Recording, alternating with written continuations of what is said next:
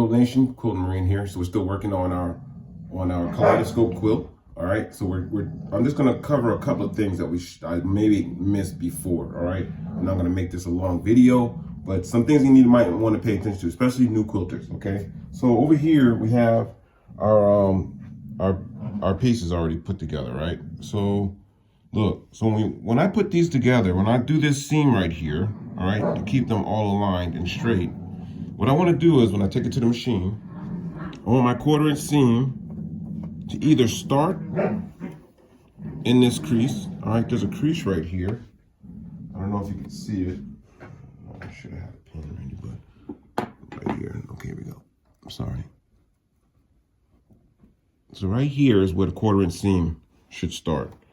Right in this little groove right here, where this face faces the back, right in that corner. That should be where your 1/4 inch seam ends or begins. All right.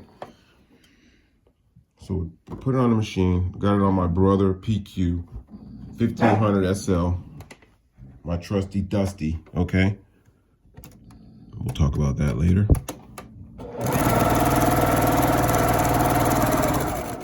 See where, right in that groove right there. All right. All right, so once we have our 3 pieces put together, so there's something else we might want to pay attention to, okay? So here, look, I have a boat. It looks like a boat, right? If you pan back, it looks like a boat, right? So what I do is I remind myself to put my creases going back, all right? Because my boat is going forward. I put the creases to the back, all right? So here's the top half right here, right? Same thing, all right? Another boat. I put both creases in the same direction because once you face them together, they'll be facing opposite, okay? And we want them to face opposite so that they fit together, okay? All right? I don't know if you can see it, but it looks like a boat, right? And then my boat goes this way, but the water has to go this way, okay? So see the creases are going back? Creases are going back. But if I flip this over, now look where our creases are going. They're going to go opposite. These are going this way. When I flip this over, these are going that way, okay? But we're not done yet. So one other thing we might want to do, okay, we're going to cut our dog ears off, okay? So I don't know if you can see, but right here, some dog ears. Let's get rid of that. All right, some very sharp scissors, okay?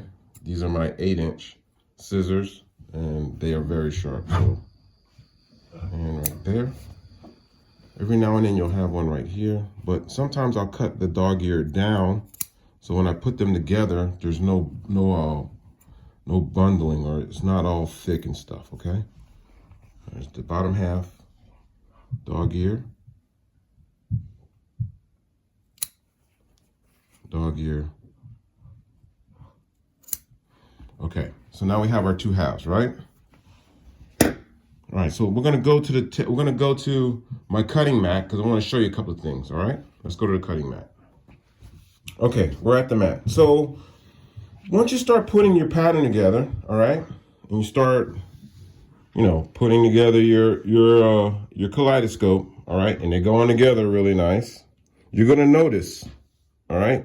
Well, we want to leave them in half. We don't want to put our kaleidoscope together because we need to put the strips together first. If you put them together, you're going to be torturing yourself trying to go in angles. It's going to be ugly, all right? And then you're going to be sending me hate mail, okay? So look, when you put together your quilt, all right, along the edge, you're going to have what looks like this, okay?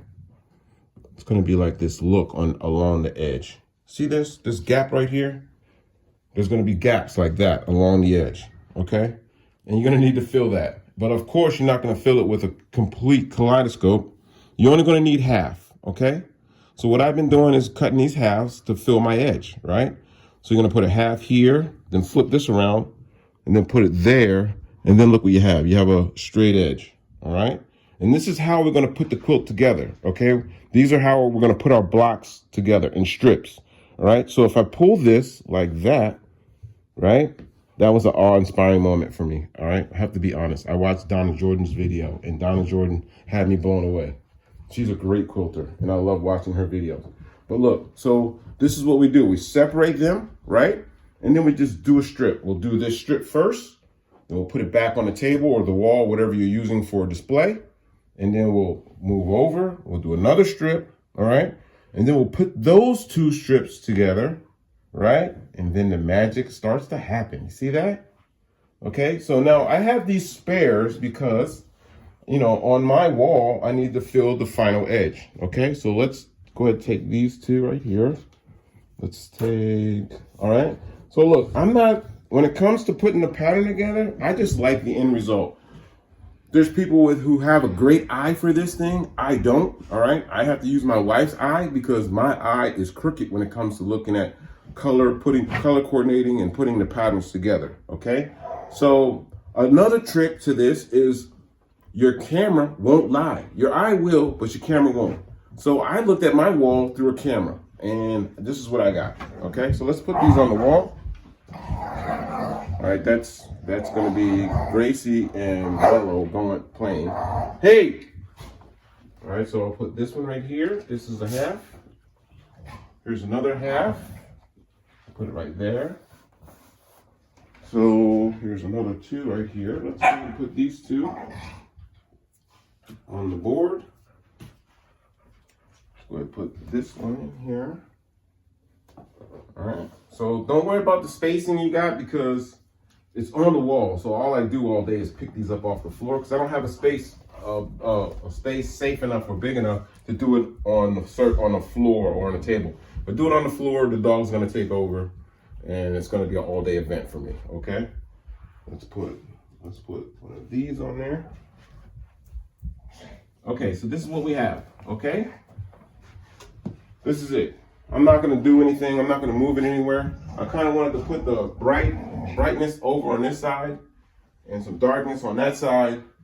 I don't know what I'm doing. All right, it's my very first one.